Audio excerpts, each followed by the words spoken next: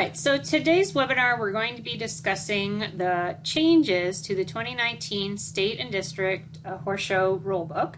Those changes will take effect in January, and with this webinar, I just wanted to highlight some of the important changes. We're going to talk about how the rule changes actually come about, as well as give you some tips for some of the common rules that are actually broken at the horse show, probably just because people were not aware of those. So we want to make things just a little bit easier for our exhibitors. So one of the questions that people often ask is, why are we making these changes and where do they come from and who decides? So we're going to talk a little bit about why these changes occur. Largely it's from input and from other associations. And then realize that any rule change that we make has come under consideration from our Advisory Youth Horse Council. So we'll get started talking about where those changes are coming from. So to begin with, we usually look at all of the major breed associations rule books, so primarily AQHA, and the rule changes that they are instituting for the year. The reason that we use AQHA's rulebook, they are the industry leader as far as horse show organizations. They hold the most horse shows and really have a pretty good pulse on what their exhibitors need and how the industry evolves over time. We also want to make sure our judges are consistent when they judge our horse shows. And so this actually makes it a little bit easier for them. The more similarity we have with the major shows, it actually smooths the judging process out quite a bit. However, I will say not all changes that AQHA makes we implement. They do have to be relevant to the classes we offer, really have to fit what our youth's needs are, so not all of them are included. But again, the more similar we are, we do try to be pretty consistent with the industry. So input comes from other sources as well. So for example, judges that may suggest rule changes from other associations that they work with that allow exhibitor success. That's always what we're looking for. We consider and may implement into the Oklahoma Rulebook. Also, if individual members of the Oklahoma 4-H community have suggestions, you're allowed to submit those. Those can go through a number of routes, either through the Horse Council, so the Advisory Youth Horse Council, also to your district horse council, so you could submit ideas or comments through to them. And then certainly direct contact to me is acceptable as well, and I take that under consideration and bring it forward if it's a good idea for our youth. So if you don't catch all of this and want to review your rulebook before it's time to play horse show, I would certainly encourage that. The rulebook is posted online at osuhorse.com. Once January rolls around, I will post the January rulebook, so that will be available for anybody that wants to see that. And there's also some other helpful information as well. So I do have score sheets for individual scored classes for our judges to use, and those essentially serve almost as little cheat sheets. So the rule summary and penalties essentially are up at the top of those sheets, and so that may be a really, really handy resource for judges for the Oklahoma youth shows. Also, if any of the show managers are interested, I have a rule summary sheet for judges as well that outlines all of the differences in the rule book between the major associations and Oklahoma 4-H. So that's another helpful guide that you may be interested in using. So to get started, if you're looking at the rule book, anytime there's a new rule change, that's going to be underlined. So if you're just scrolling through the rule book, anything that's underlined is new for the year, and anything that's in italices is actually different from AQHA. So that gives you another quick way to look through what do I actually need to be aware of. So for this year, we're going to start with the qualification process for state show. Because we moved to the 3 districts now, and we're not really sure what happens with numbers, with participation, we've changed to a different model that essentially states if you show at the district horse show and you receive a qualifying score or run, so essentially you can't get disqualified, you are then eligible to compete at the state show. And a lot of that was looking back through horse show numbers and entries. At the time, we weren't really excluding anybody from coming to the state show, but with the combination with the districts, we weren't really sure how that was going to shake out. So for this time around, again, if you show a districts in the class that you want to compete in at state and received a score, then you are eligible to show at the state show. Some other folks have been interested in what happens with Southern Regionals because we are moving the State Horse Show to the fall after Southern Regionals. But the process here is not really going to be any different. So in the past, just because we haven't had really high participation in Southern Regionals, if an exhibitor came to the state show, they were eligible then to advance on to Southern Regionals. So in all reality, the qualification process is still at the district level. So if you qualify through districts or compete at districts, then if you are interested, you can compete at the Southern Regional Horse Show. That is always held in Perry, Georgia, and it will be at the beginning of August. So the same rules will apply. Nothing really changes as far as Southern Regionals. So a new rule for this year actually addresses refunds. So tragically, we've actually had a few horses die after districts prior to the state show. And it seemed rather cruel actually not to be able to offer refunds to those youth. So with the extended time period between districts and the state show, it seemed reasonable to institute this refund policy. So we're also going to allow you to substitute a horse if you put that horse on the horse certification form. Okay, so let me kind of go back over this. So in the event of a loss of that horse, we will consider refunds. We also will allow substitutions of horses if your horse, your additional horse, was listed on the horse certification form.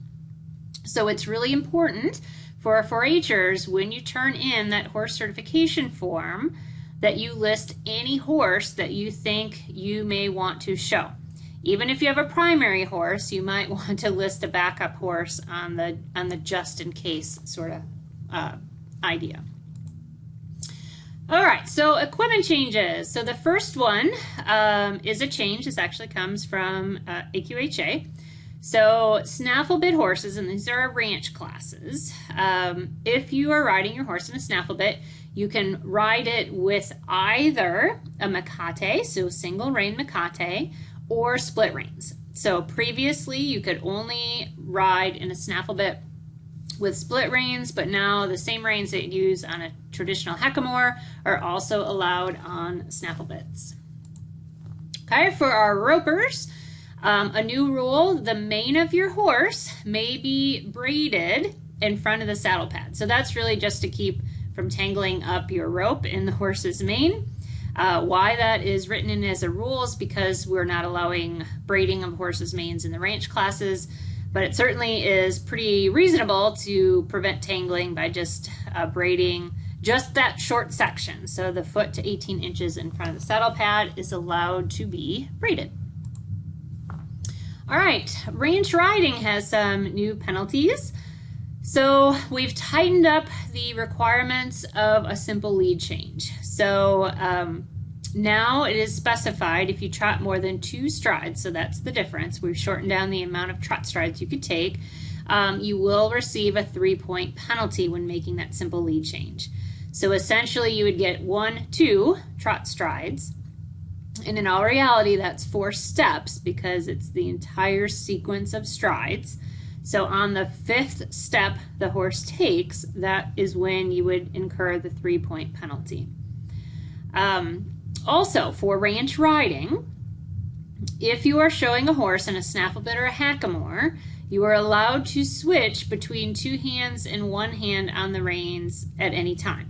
Okay, so this is important, if you're using a snaffle bit or a hackamore, riding 2-handed, if you want to switch to 1 hand and go back, that is okay. But recognize that is not true if you are riding with a curb bit. If you're riding with a curb bit and you switch to two-handed, then you will incur a penalty. So for the ranch riding, the penalty on switching is still the same. If you have a curb bit and you switch to two hands, you'll receive a 5-point penalty, okay?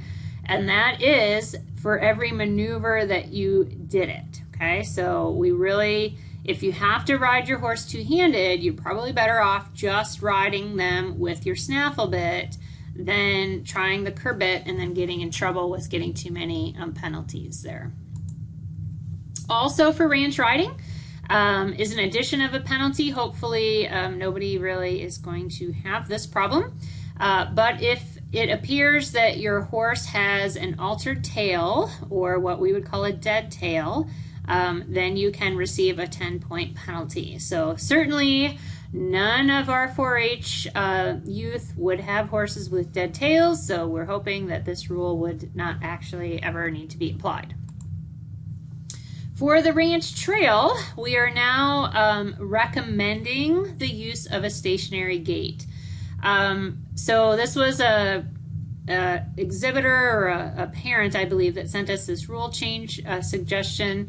We are not requiring a stationary gait just because if a facility is hosting a horse show and they don't have access to one that is suitable, we don't want to make that class not eligible, or now they can't hold it. So it is highly recommended, and we will make sure at the state show that we use a stationary gait. But again, it's definitely recommended because that's more of what we want our ranch horses to do.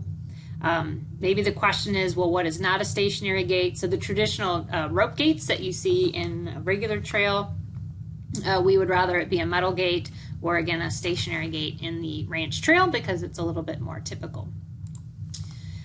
Other rule changes for ranch trail: tightening up penalties for horses on the dismount. So essentially, after you dismount the horse, if the horse decides to walk away, you're going to receive penalties depending on how many steps they take. So this isn't strides, but actual steps.